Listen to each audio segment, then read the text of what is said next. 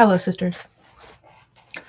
Lesbian Psychologies, Explorations and Challenges, edited by the Boston Lesbian Psychologies Collective. Part 4, Therapies. Essay number 17. Lesbians, Weight, and Eating, New Analyses and Perspectives, by Laura S. Brown.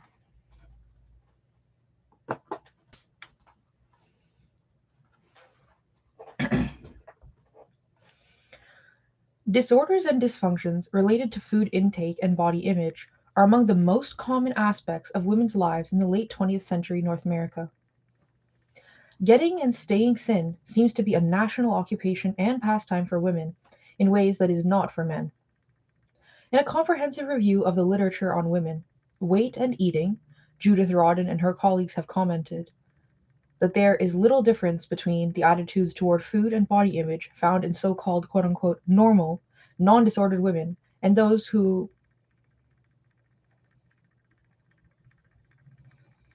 of women who identified eating disorders.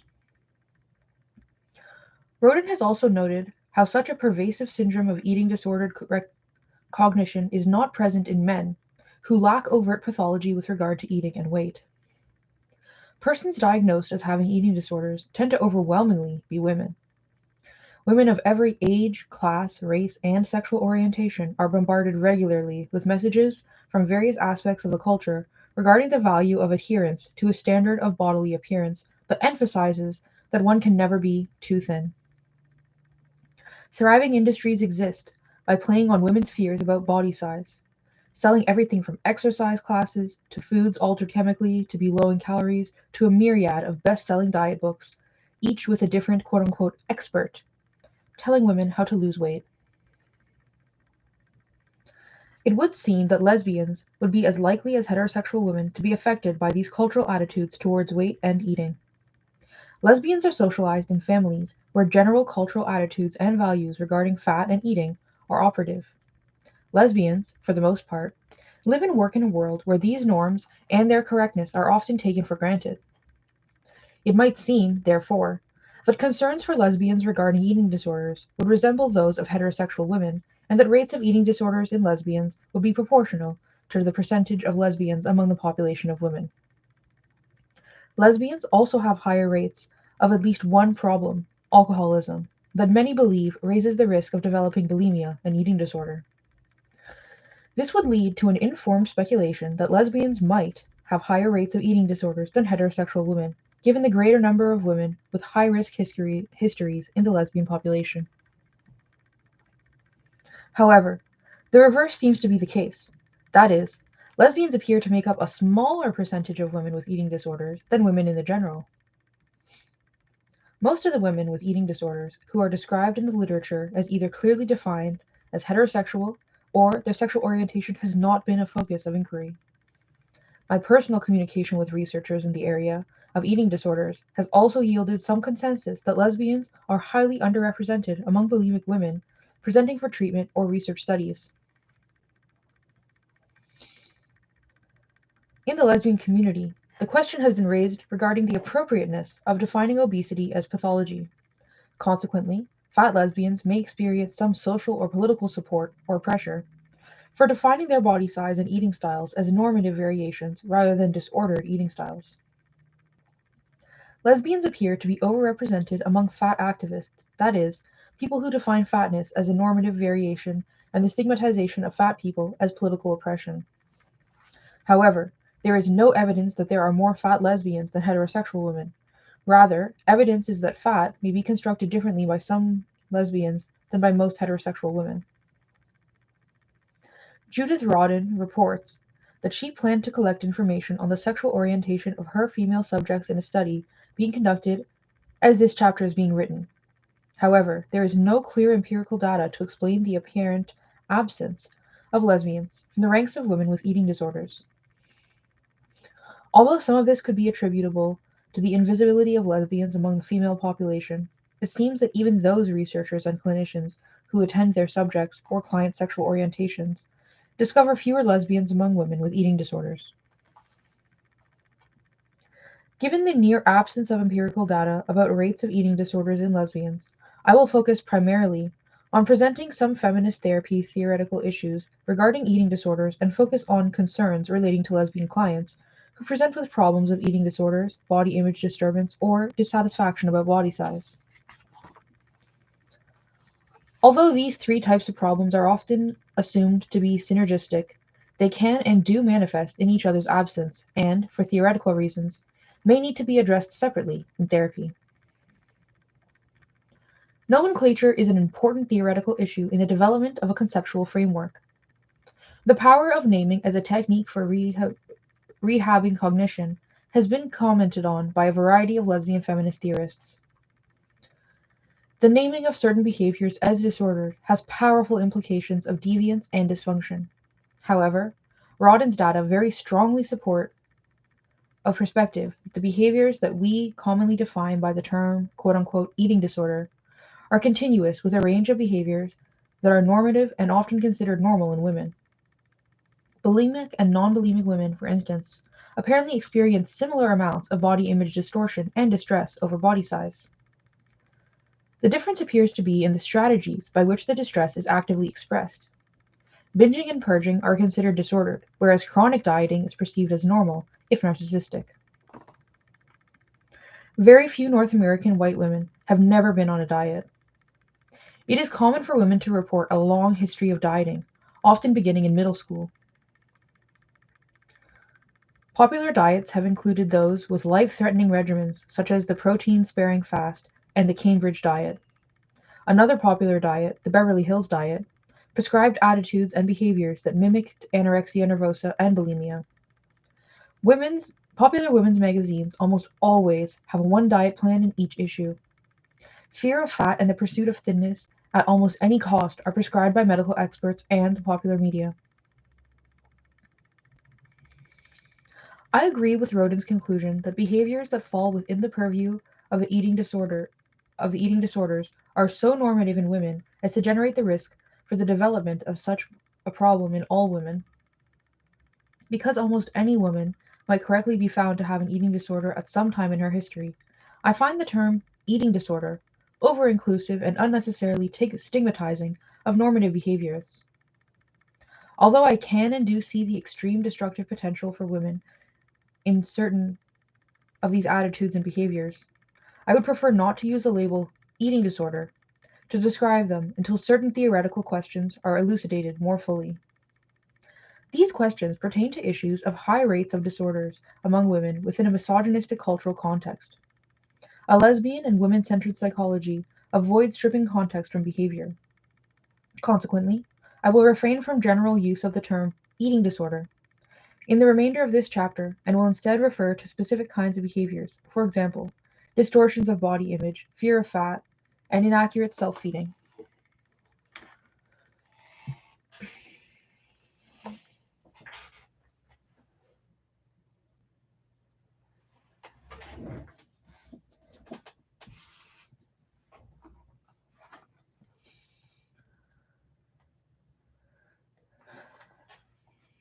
My working hypotheses regarding these high rates of these behaviors has been described elsewhere. I have developed the following series of rules about food intake and body size that I believe women are required to adhere to. It is my theory that distortions of body image, fear of fat, and inaccurate strategies of self-feeding in women result from the conflict between adherence to these rules and striving for health. 1. Small is beautiful. When women are small, they occupy less space and are less visible, and utilize less resources. Women who are small in body are likely to have less of those aspects of the female body that are mediated biologically, for example, breasts, hip pads, and fat on the belly and thighs. Consequently, they look more like men and less like women. Women are valued culturally for their adherence to this rule, although the precise dimensions of correct smallness have varied across time to the whims of various social control agents. 2. Weakness of body is valued. Women's physical weakness helps to keep in place patriarchal norms of male dominance of women. In consequence of this rule, women who have an identifiable and developed musculature will be stigmatized as unfeminine. 3. Women are are forbidden to nurture themselves in a straightforward or egosyntonic manner. Women are, however, specifically enjoined to attend to the nurturance of others. Because self-nurturance is almost inevitable for human beings, women's self-nurturing behavior should be thus done in ways that induce shame or guilt and that stigmatize the woman in question. Eating and feeding oneself as forms of self-nurturing are particularly to be avoided because they bring a woman into danger of breaking rules 1 and 2.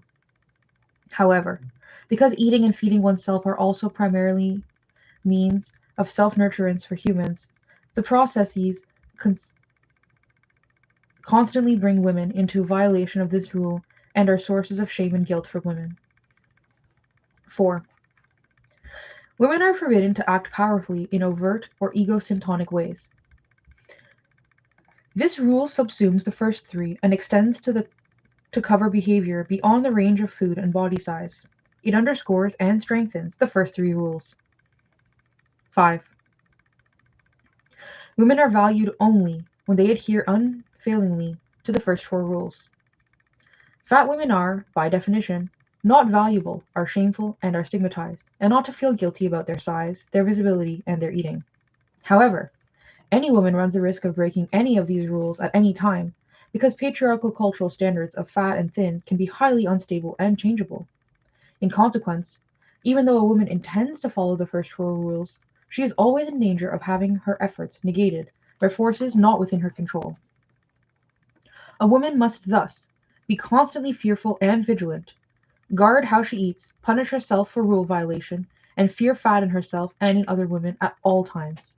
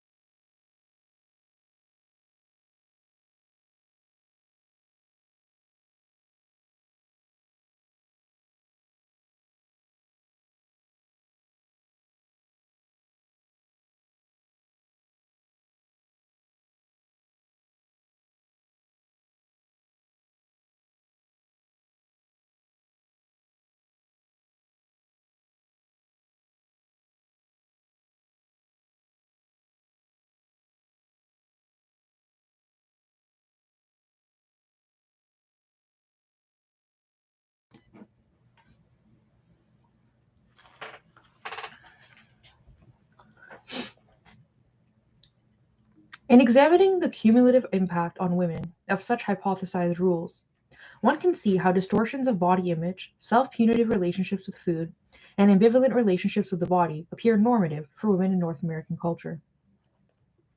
How better to be vigilant constantly and fearful of one's own fat than to have a continual distortion of one's own body image as fatter than life? How more effective can women punish themselves for eating than to interrupt the pleasure of the process with diets, restrictions, vomiting, laxatives, and fasts? The penalties imposed on women who break these rules are very high. Fat women are stigmatized and shunned, stereotyped as quote-unquote stupid, quote-unquote ugly, and quote-unquote pigs. Assumptions are made about fat women's sexuality, with stereotypes of fat women being fearful of sex and using their fat as protection against intimacy. Fat women are made into a sexual fetish, with those attracted to them defined as perverted. Fat women are discriminated against in a wide variety of settings: on the job, in college admissions, in the availability or lack thereof of comfortable, attractive, and affordable clothing, in medical treatment, and in psychotherapy. Fat women are told that they are bad, wrong, and out of control. Fat women are told that their size and their eating habits are the problem, and that changing the body size and orientation to food will make them non-deviant and non-pathological. Although research data now strongly suggests that body size is determined primarily through genetics and not by behavior, and that efforts to lose weight may in fact lead to greater weight gain over time, Women are encouraged to change and reduce what they eat. Because any woman can be culturally defined as fat at any time, women are rewarded for engaging in strenuous efforts to be thin. The cliché of the woman perpetually on a diet mirrors the belief that only self-deprivation stands between any woman and the stigma of fatness. A careful reader may, at this point, begin to detect parallels between attitude towards fat women and attitudes towards lesbians. There is a sixth rule for women in the patriarchy that states that women are forbidden to love other women, because that would lead them to love and value themselves, and perhaps to break the other rules. A lesbian is stigmatized and devalued by patriarchal culture, as is a fat woman. Discrimination against lesbians, like discrimination against fat women, is considered acceptable by many segments of American society. Like fat women, lesbians are told they are the problem, and that their lives would be better if they would change their orientations. Like fat women, lesbians violate the rules by being visible or powerful as lesbians. My clinical observation is that homophobia and quote-unquote fat oppression caused by negative attitudes toward fat, can and do intersect in a variety of peculiar ways in the lives of lesbians. It is within these points of intersection that it may be possible to make coherent sense of the anecdotal information available about lesbian struggles with food and body image. My reasoning is as follows.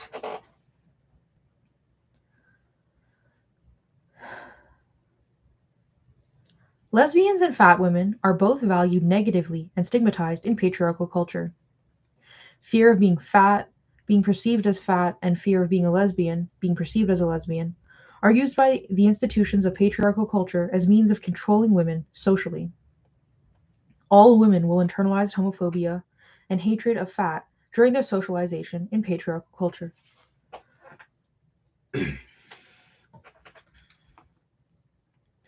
Lesbians are at risk from fat oppression in different ways than are heterosexual women. A lesbian's own internalized homophobia is likely to determine the degree to which she fat oppresses herself. Specifically, I hypothesize that the more a lesbian has examined and worked through her internalized homophobia, the less at risk she is to be affected by the rules that govern fat oppression. The more a lesbian shames and stigmatizes herself for her lesbianism, the more likely it is that she will also actively fat oppress herself. Once having successfully begun to challenge the rules against loving women in a patriarchal and misogynist context, a woman may be more likely not to impose other such rules on herself, for example, conventions about attractiveness, size, and strength. Conversely, a lesbian who has a high degree of internalized homophobia is likely to be at very high risk for engaging in behaviors that will be emotionally or physically damaging in an attempt to appear to be adhering to the rules. Keeping the rules about size, strength, attractiveness, and eating may become more important if a lesbian is homophobically self-hating. The fear of falling under suspicion for her size is added to the fear of her lesbianism.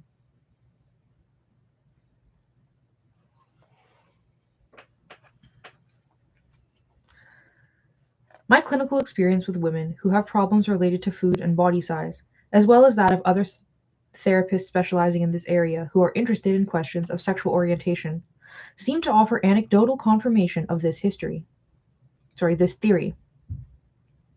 Highly closeted lesbians may never reveal their sexual orientation if seeking treatment for bulimia, thus maintaining the illusion that few lesbians have this problem, or they may avoid seeking treatment from lesbians and non-homophobic heterosexual feminist therapists who comprise the sample of colleagues which my anecdotal information is drawn from. Those self-identified bulimic lesbians who I and my colleagues see appear to be more overtly homophobic, as well as more psychologically dysfunctional in other ways.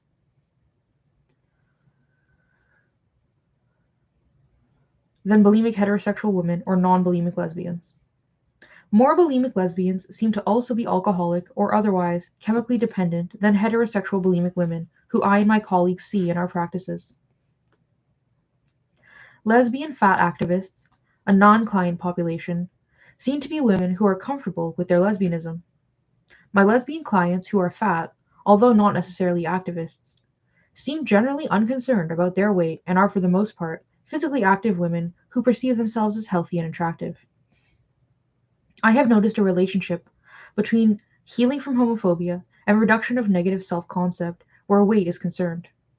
For example, a lesbian client who entered therapy from a position of great internalized homophobia could not comfortably say the word, quote unquote, lesbian, and avoided association with other lesbians. Her weight was greater than average for her height, although within the norms for women in her family. She consciously perceived her fat as one of the indicators of her lesbianism and her undesirability as a person. Therapy focused on issues of internalized homophobia as it affected self-concept and interpersonal functioning. However, a side effect of the therapy was that as this woman came to embrace her lesbianism in a more positive manner, she also began to perceive herself as attractive at her current weight. She changed her hairdo so that her face, which had been previously stigmatized as looking fat and had tried to hide with her hair, would be more visible. She also purchased clothing in bright colors that she had always liked but had avoided buying for fear of bringing attention to her quote-unquote fat, unattractive body. She took up exercise, which she had loved as a girl but abandoned after puberty as her body assumed its, apparently, genetically determined larger size. She became active in the lesbian community and often commented in therapy sessions about her amazement that there were so many attractive women who were also fat. Her relationship with food also changed. She began to be more careful about what she put into her body and paid better attention to foods that left her feeling uncomfortable or off-center, rather than simply to caloric intake.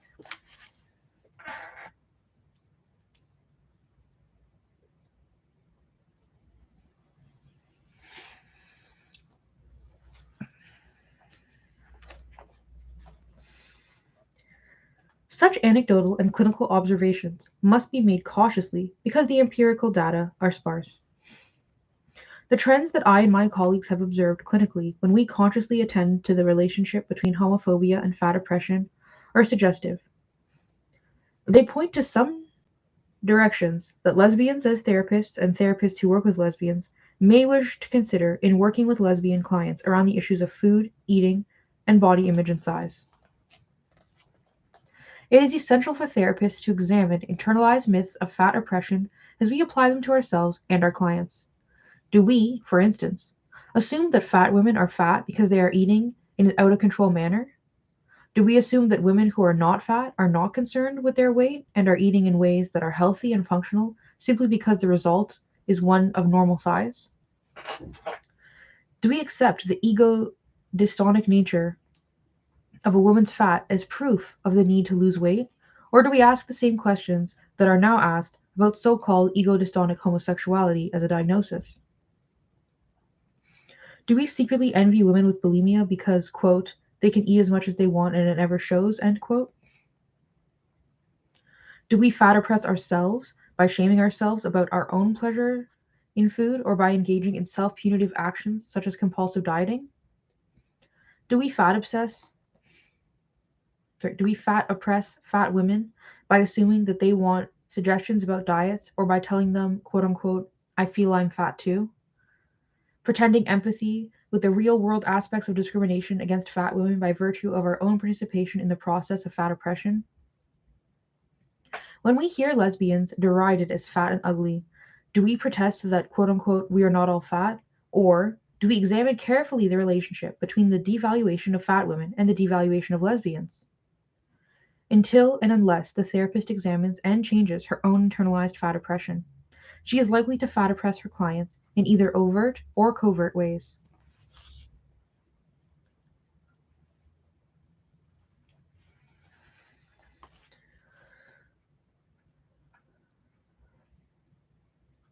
In re-examining our fat oppressive norms, we must also make the personal connection to our internalized homophobia, and from there, to the misogyny that lies at the basis of them both. A woman who nurtures herself with food, and who does so without guilt, shame, and self-hatred, has challenged a very basic message given women against feeling worthy of love and sustenance. A lesbian who loves herself and her love of other women and does so without guilt, shame, and self-hate, breaks another such rule, that of compulsory heterosexuality. A woman who is spending time and energy on her own pleasure, by feeding herself lovingly, by using the resources available to her, by taking as much space as her body grows into, is as clearly revolutionary as the woman who loves, values, and commits her energies to the love of women. It is quite natural and healthy for women to rebel against the so-called against the women hated sorry against the women hatred inherent in both fat oppression and homophobia. So-called quote-unquote eating disorders. So-called quote-unquote eating disordered women are the most obvious casualties of that battle. The struggle to be able to stay thin, the struggle to stay thin enough while still eating enough to satisfy hunger is often manifested in alternative bouts of binging, purging, and laxative abuse found in bulimia, or in swings between compulsive stuffing and compulsive dieting found in other women who feel too fat.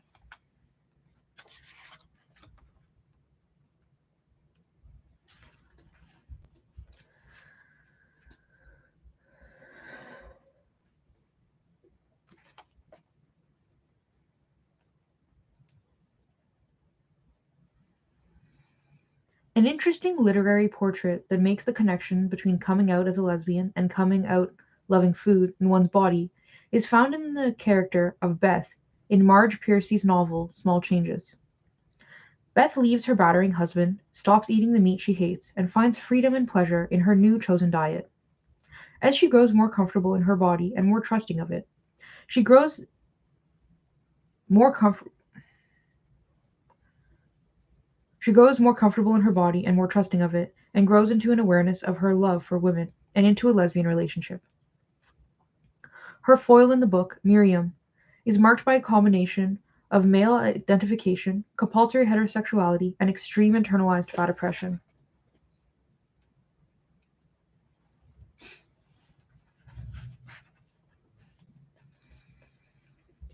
She is ashamed of her appetite and love of food, as well as her lush, large body.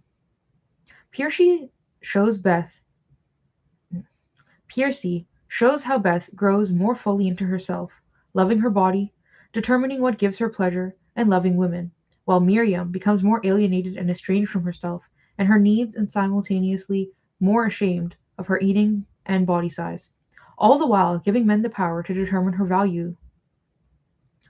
Although this particular example comes from fiction, it could easily be a case example from my client load or that of my feminist therapy colleagues, both lesbian and heterosexual.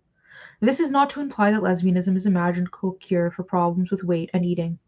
Rather, it is to suggest strongly that perceived problems with weight and eating in women, as possible manifestations of sexist oppression, can be linked to perceived problems with lesbianism as manifestations of homophobic oppression.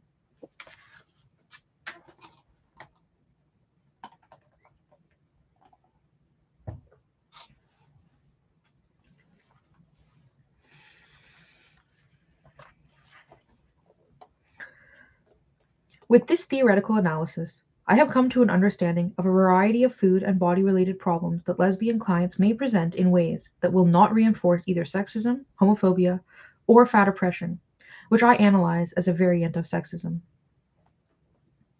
In the case of bulimic lesbian clients, this means that treatment focuses simultaneously on one of the obvious problems of binging and purging, as well as on the women's attitudes toward her lesbianism and her gender. With fat lesbians whose size is ego-dystonic, I attempt to work on the connection between homophobia and fat oppression. My experience has been that self-hating fat women of all sexual orientations have difficulty with the notion that they, too, have the right to eat food and enjoy it, and so may eat furtively and not pay attention either to quality of taste or nutrition. With fat lesbians who are also dealing with manifestations of their internalized homophobia, there is often, in addition to these common deficits in self-nurturing, the strongly held internal sense that lesbians don't deserve the best in life, for example, good quality self-nurturing. Just as confronting internalized homophobia may in part require a therapist to reframe lesbian differences as positive rather than negative, so fat women can be reconceptualized of having taken power by taking space, being visible, and violating the rule against feeding oneself.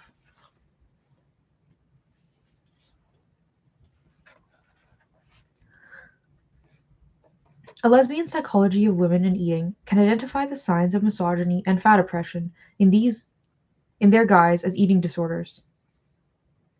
Recent research by Mary Root and Pat Fallon suggests that most women with eating disorders are also survivors of sexual abuse or domestic violence. These authors ask us to see bulimia as a form of coping distorted through the lens of violence against women. An important clinical step to avoid accidentally colluding with patriarchal rules by keeping them clearly in mind. One vulnerable area is that the concept of appropriate uses of food for self-nurturing. My clinical experience, as well as anecdotal data from other therapists, suggests strongly that most women who struggle with food have some awareness that feeding themselves is indeed a form of self-nurturance.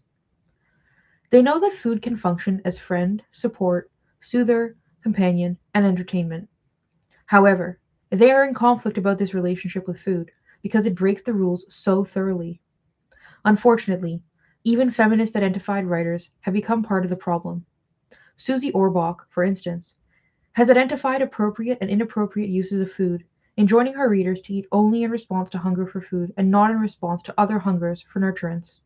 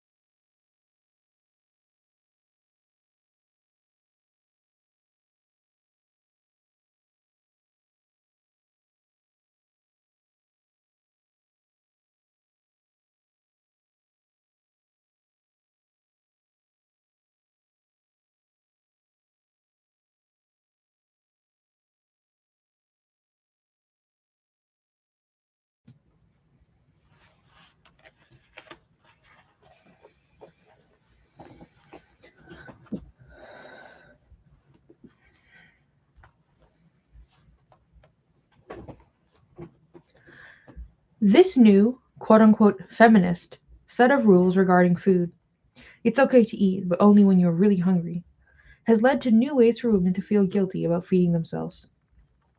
This analysis assumes, incorrectly, that women will have equal access to other means of self-nurturance, or could if only they took themselves to therapy and learned how to nurture themselves in more symbolic and appropriate ways, and burdens women with a new sense of inadequacy. This may place a particular burden on lesbians, whose self-nurturing skills are often challenged to their limits simply by dealing with the assaults against integrity engendered by life in a patriarchal society, and who are forced with the additional complication of coping with the stigma associated with their lesbianism. By attending to the subtle signs of patriarchal rules contained even in some feminist approaches to food and eating, it may become possible to develop a perspective of self-nurturance that acknowledges lesbian reality more completely. In my own clinical practice, this develops into exploring strategies for making food a better self-nurturing device. For instance, I may ask clients to attend to the specificity of what they want to eat and facilitate giving permission to eat highly satisfying foods in their most tasty and attractive form. I simultaneously will work with a client to develop other self-nurturing alternatives that are easily and cheaply available and that have equally good potential for satisfaction of emotional and physical hungers.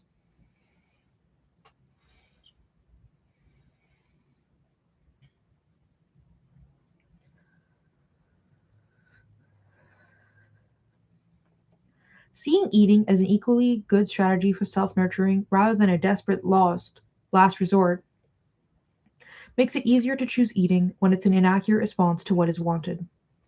Supporting a lesbian client in acknowledging the drains on her internal resources created by daily life in the patriarchy can create greater awareness of the need for self-nurturance and less shame regarding the depth of that need.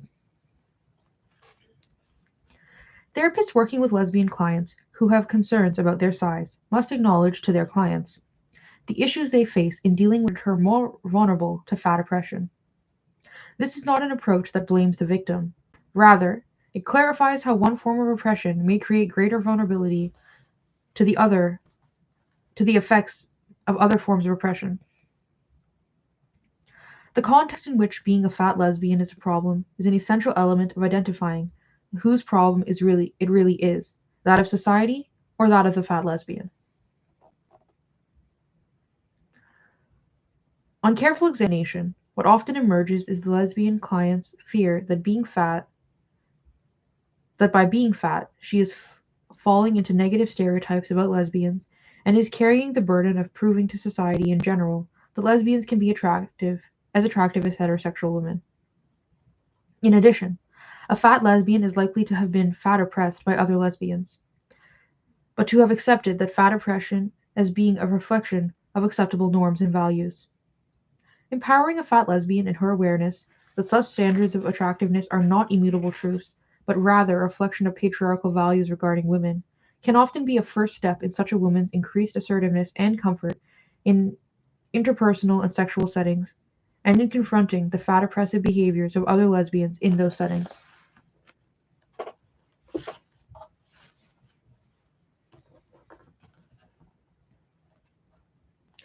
It is highly unlikely that in the 1980s, a lesbian therapist would respond to a request from a lesbian client for help in changing sexual orientation by agreeing to the goal for therapy. Rather, it is more likely that such a therapist would work with her client to uncover and heal from internalized homophobia. A lesbian therapist would probably not use terms such as abnormal or deviant to refer to lesbianism.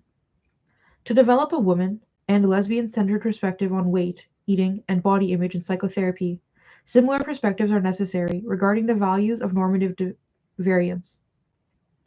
The following guidelines are suggested for therapists who seek to incorporate a non-fat oppressive perspective into their work with women. Removing the concepts and terms overweight and overeating from your vocabulary is a starting point. These terms imply the presence of one correct norm, rather than a range of normative variations. One study found that people could have vastly different caloric intakes, ranging from 1,600 to 4,700 calories daily, while maintaining a stable weight.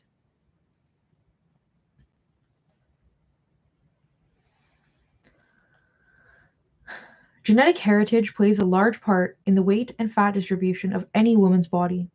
No woman is over her own weight. She is the weight that she is at any given time.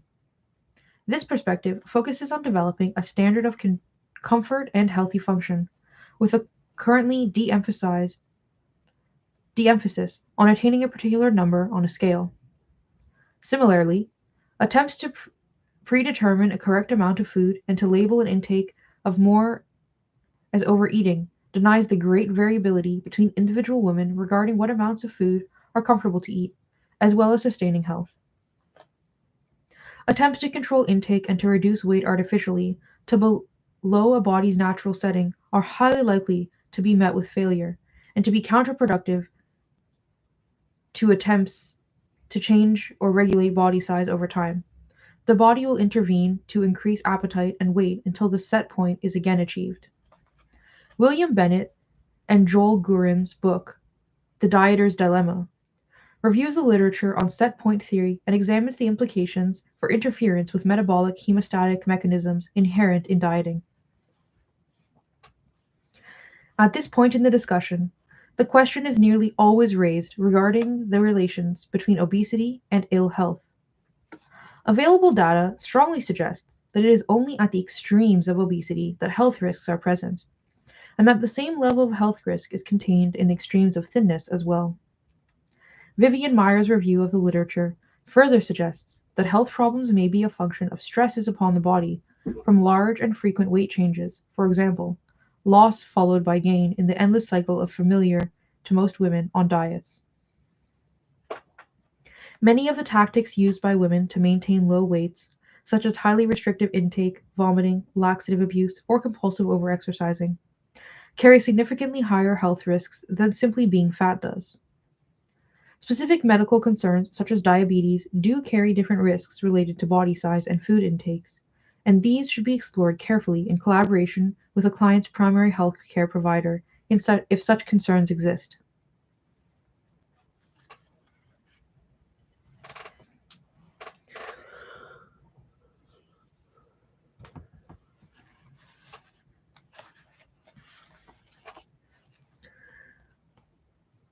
It is also useful to give up the notion that it is an appropriate goal for therapy to stop having self-feeding as a strategy for self-nurturing. It is more in tune with a woman-centered perspective to acknowledge that food is legal, available, and can work well when consciously chosen for self-nurturance when the other coping techniques may not be available. It may prove to be counterproductive to ban food on the grounds of inappropriateness unless and until a woman has access to other self-nurturing techniques that are available and work as well. It is also important not to identify any particular strategy for feeding oneself as being better or more correct than others until a range of such strategies are available. It appears that to forbid a strategy may carry the meta-message that forbids feeding oneself as well. Thus, although a client may present with the goal of stopping her binging, it may be more useful to work first on developing other means of self-feeding while giving support for eating, enjoying food, and knowing what tastes are wanted at a particular time. Rather than agreeing to forbid the binging, it is useful to examine what the binge eating is about. For example, an attempt to eat and still follow the patriarchal rules about women and eating at the same time, and to aid the client in reframing binging as one of the many strategies for food intake rather than an inherent bad behavior. It may be helpful to develop a hierarchy of strategies of self-feeding, on which binging is a low priority choice, for example, and to work concurrently on techniques for giving permissions to break the rules against taking space and nurturance for oneself. I have, on occasion, had clients bring food into therapy sessions and have them practice eating in a self-nurturing way with support from me when necessary, to confront the shame and fear they feel while feeding themselves.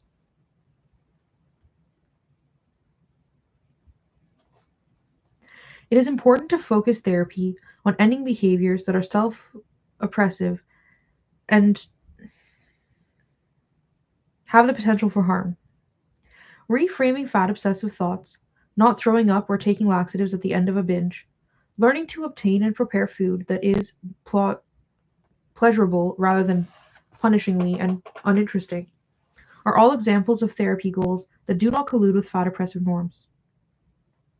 Of particular consequence here is challenging the notion that food can constitute an addictive substance. On the one hand, it is true that many women experience themselves as addicted and out of control in relationship to food.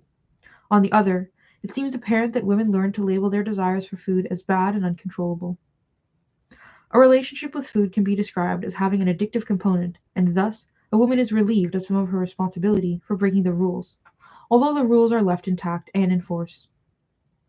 Reframing this perspective in therapy requires seeing the strategies for self-feeding, rather than the use of food for self-nurturance per se, as the problem. 12-step addiction recovery programs are very popular in many parts of the lesbian community, as I write this chapter, and the model has been applied to food as an addiction. My argument with such an approach is that the identification of the food as the problem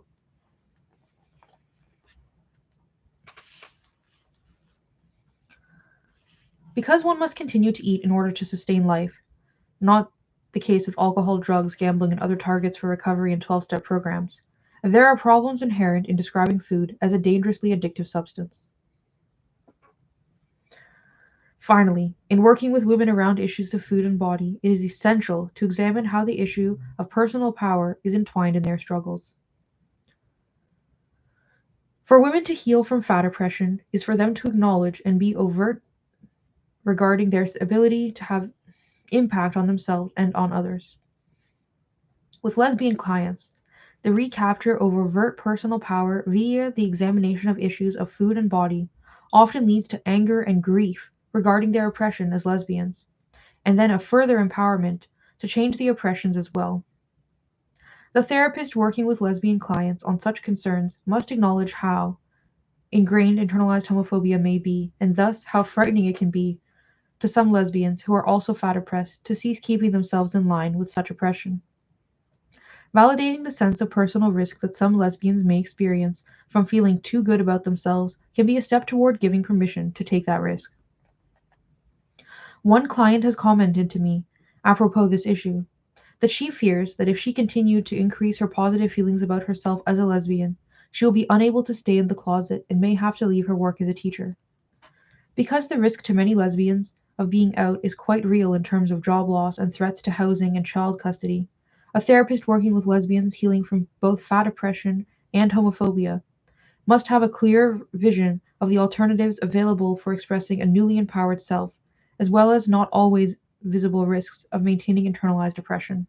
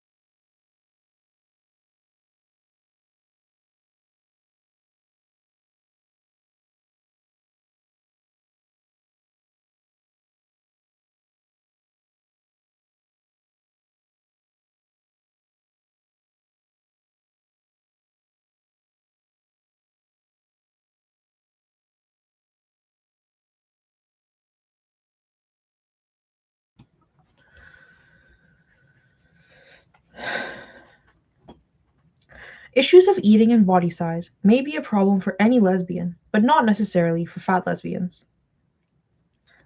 Because of the inroads made in some sections of the lesbian separatist and lesbian feminist communities by lesbian fat activists, the level of awareness regarding fat oppression tends to be somewhat higher in those settings. Thus, the problems usually faced by a fat woman because of the fat oppressive attitudes and behaviors of her significant others may be less likely to be present by some fat lesbians. Consequently, it is important to obtain a complete history of eating issues and body concerns from all women. Bulimic women in particular risk being unidentified by therapists who are inattentive to issues of eating and body because as a group, these women tend to be normal weight and, for lesbians, the stigma attached to being bulimics seems to be intensified by the sheer lack of information about the actual numbers of lesbians with bulimia. Just as lesbians in the past would not be out to therapists who assumed them to be heterosexual and would never ask, thus intensifying the lesbian sense of self as deviant and alone. Because the medical complications associated with bulimia are severe, it is particularly important that identification and intervention occur as early as possible. Women with a history of anorexia may also not be immediately identifiable unless they are actively anorexic and underweight. Such women may continue to have significant struggles with food, distortion of body image, and vulnerability to anorexic behavior under stress.